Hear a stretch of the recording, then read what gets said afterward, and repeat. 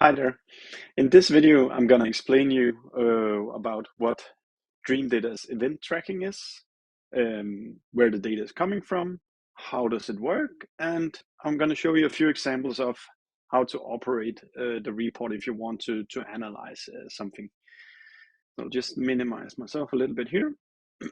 And I'm actually in the way when I'm here, so I'll get myself over here. Good. So first of all, the information you're going to see here is going to be recorded through Dreamdata's JavaScript and Dreamdata's form tracking. So when I go here, we basically track every single event that takes place on your website. That means we track every device that arrives. We record where does it come from, which URLs are they looking at, which events are fired as they check out your website. And all of this we store in the data warehouse that we've set up on your behalf. So the data is there raw and unsampled, and you can objective as well, so you can continue to go back to it and access it. But it's also available here inside of the Dreamdata application. The view we've very much had a little bit of a look at the upcoming GA4 to find inspiration for. So you can think about it as a Google Analytics, but just in a B2B context. So when the script is installed on your website, everything you see here is really everything that takes place on your website collected with a first-party tracking script. Now, what's in the menu here is, or in the report, is all the tracking that takes place of events on your website. So, as you know, in your Google Analytics amplitude world, you just select the time period you want to inspect. For example, this year. If you're on the Dreamdata free tier, this one will say first business conversion, which means when is the first time we see one user from a specific account, and then the data model starts building from there.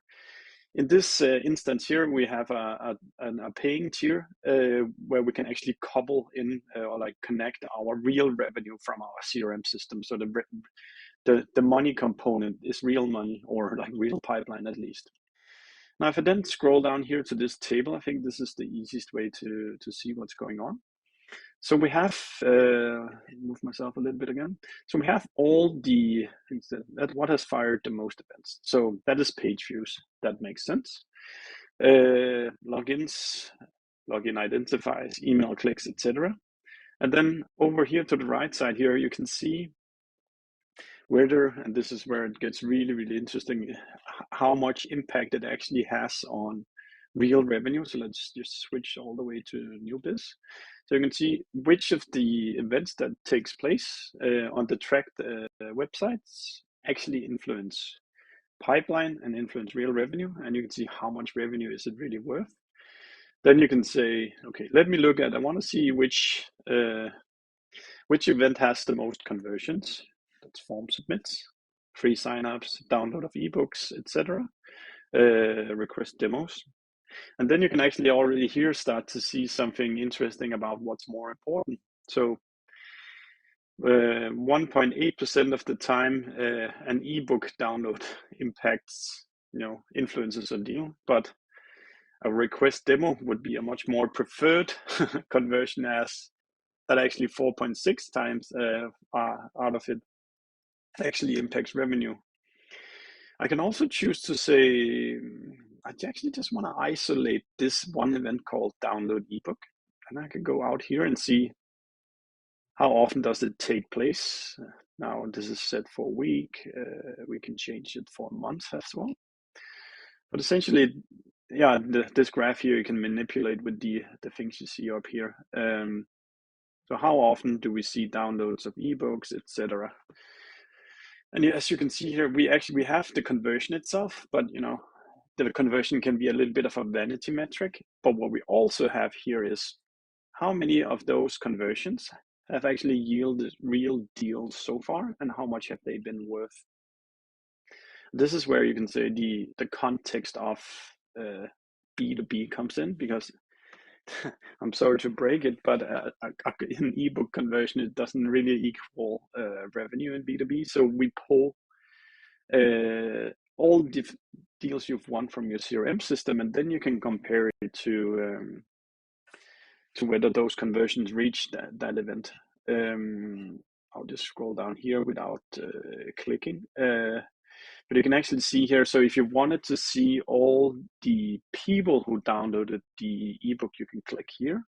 If you wanted a list of the companies who downloaded the ebook, click there. And then lastly, you can click on the deals where the ebook download were part of it happening. So the information here is extremely rich. Let's see if there's another example we can do. We can say what type of event do we want to isolate and then analyze. Do we want to look at demo requests? We do there. We can also isolate, as you know, from GA, countries, URLs, events, campaigns, etc. Actually, there's one interesting one here, which is called content categories. And this is a thing we've developed to allow you to isolate certain projects. So a project could be something like, is the blog actually important for us producing money? Or do I have a very rich FAQ page and I'm having a writer constantly spending time writing there? Then I can analyze that as well. Now, this is quite interesting to see, actually. So we have only 2 conversions taking place on URLs that are like /blog, but it has actually influenced 51 deals. And this is so important to remember, that what drives conversions doesn't necessarily impact a decision on whether to buy your product. But this clearly states that 51 deals actually read blog posts on their way to becoming a one deal. So the content itself was of a quality that, at least for these 51 deals, actually pushed them forward, whereas it only drove 2 actual conversions. And then it's really fascinating to see. So like, if you have different kind of projects running, content projects, etc., you can get them built up here, so you can isolate them and see their impact. Anything else to see here? No, let's skip it. The graph itself here, you can also switch from looking at visitors to contacts to, how many opportunities, when did these opportunities come in, and so forth.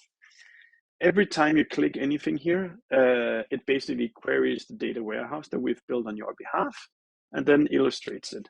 So you cannot break anything when you're inside of the Dreamdata application. Just click, click, click, and test stuff out, analyze different things. It will just constantly query the database and show you new results. When you found a report that you perhaps would like to continuously go into, you can click Save, and then you can store the report, so it's easy to get back to. It could be, for example, page views this quarter, ebook downloads this month, anything like that. Once it's stored, it's here available in shared reports. Good. So that was all I had for explaining this events tab. I find it extremely valuable in my day-to-day work, because I can easily see which pages, projects, etc., are impacting revenue or not. I'm not just blindly looking at what is the individual user here doing, and are they becoming emails or not. So I hope you liked the video, and if you have any questions, you just reach out to me or anybody else in the Dreamdata team, and I'll be very happy to help you. Bye.